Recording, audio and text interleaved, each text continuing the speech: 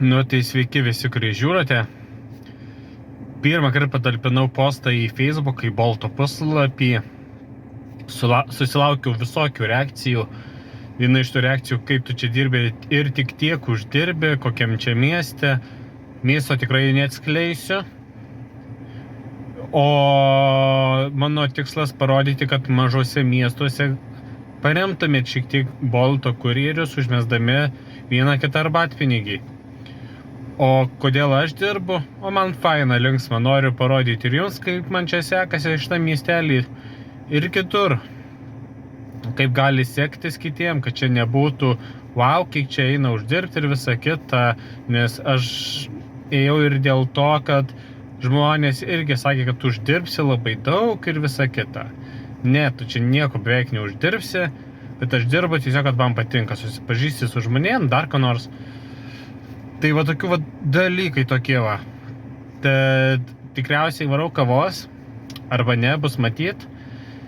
Ir žiūrėsim, kaip man šiandien seksis, kiek aš uždirbsiu. Tai yra penktadienis, gražus vakaras, šaltas, tikiuosi žmonės nevaikščios, o važinės su taksi arba Boltu. Žiūrim, kaip bus. Prastovėjau 1,5 valandos, 2 užsakymai, vienas mano atšauktas, nes paskambino ir klausė kažko rusiškai, sakau, nesuprantu rusiškai, nepanimaju, paskui sako, ar tikrai nesuprantu, pasakau. Žodžiu, numečiau tą užsakymą, nes aš nesupratau, ką jie ten norėjo. Tai po 1,5 valandos varau namo ir prisijungsiu po valandos. Aš tikiuosi, kad mieste judesys prasidės, nes dabar pakol kas tai katastrofa. Gal dėl to, kad pilnatis, iš tikrųjų neįsivaizduoju. Po valandos pertraukos ir jau 30 minučių stoviu, nei vieno užsakymo, priešais mane stovėjo 2 žmonės, 2 baltistai išvažiavo. Tai vienas žmogus rašė, čia gal mane sponsorina, kad aš iš idėjus dirbu. Jo, sponsorina. Boltai, sponsoring, duok bent jau užsakymų, kad būtų ką veikti, dabar stovi ir nieko neveikia. Tai abydna.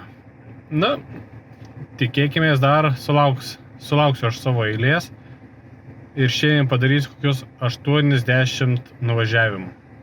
Tikiuosi.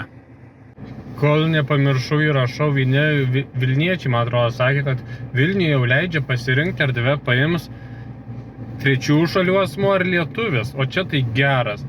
Tai ar čia tikrai taip yra, patikslinkit situaciją? Ir ten kainos yra visai nemažos, ten gal 13 eurų iki kokio oro uosto, ar ten 15 jie sumoka. Čia rimtai tokios kainos Vilniui pas jūs baltistai. Kaip yra iš tikrųjų? Irgi įdomi situacija.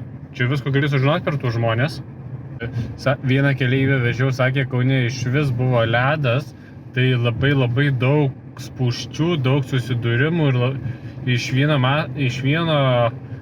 kaip sakyt, miesto galo, kad ir į vidurį beveik 2 valandas važiavo su viešuoju transportu. Tai ir čia tiesa, kad tai buvo baisu šiandien penktadienį. Duokit žinoti, įdomu. Jo, diena baigėsi, jau 12:30, tikrai pavargau. Nežinau, dėl to, kad miegot laikas, tiesiog pavargau, neįpratęs tokiu laiku važinėt. Kaip čia pasakius dėl dienos, ar čia gera ar negera, lyginant pagal Vilnių ir Kauną ir visus didmiesčius, tai tikrai čia nieko gera, nes kai man pasako, kiek kiti uždirba Vilniui būnant ir Kaune, tai nuostaba pasidaro, kad vos be 30 eurų jie net nelenda į šitą miestą, neįsijungia programėlės. Pas mus dėja taip nėra. Tai rezultatų šiandien pamatysite, kiek aš uždirbau miestelyje. Šičia, kaip ir visą laiką kažkur kampe, bus pirma kaina, kiek surinkau pinigų tiksliau ir valandos, kiek uždirbau. Tai vieną užsakymą padariau ir sekmadienį, dėl to 5 eurai, man atrodo, ar kaip, nežinau, rodys ar ne, kaip ten įkelsiu, tai bus matyt, bet dar ir sekmadienį 5 eurus uždirbau, nes spėjau iki 12:30 vyną nuvežt.